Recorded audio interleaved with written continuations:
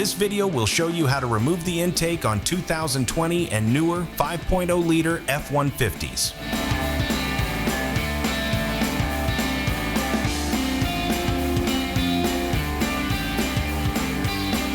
So first we have to remove our stock intake. So we have two clamps that we're gonna have to loosen to get our pipe out. They're gonna be 7mm, or you can use a flathead screwdriver.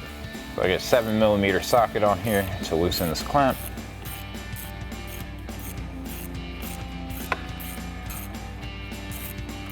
And then we'll do the same thing for this one.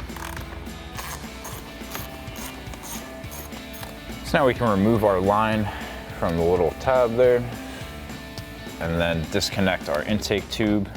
And now we can wiggle our intake tube out of our throttle body. So now we can go ahead and disconnect our fitting here.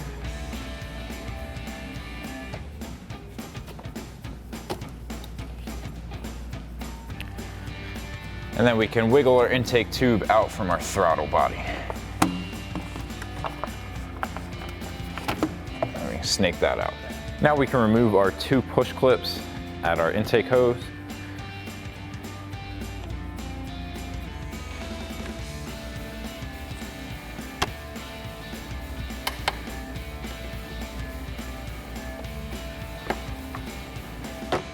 Now we can remove the bolt that's holding in our intake box and remove our intake box.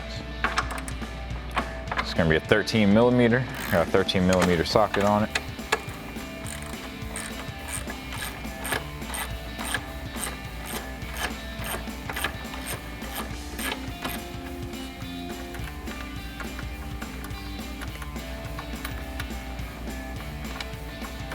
And now we can pull up on our intake box and remove it. Thanks for watching, and remember, for all things Ford trucks, keep it here at AmericanTrucks.com.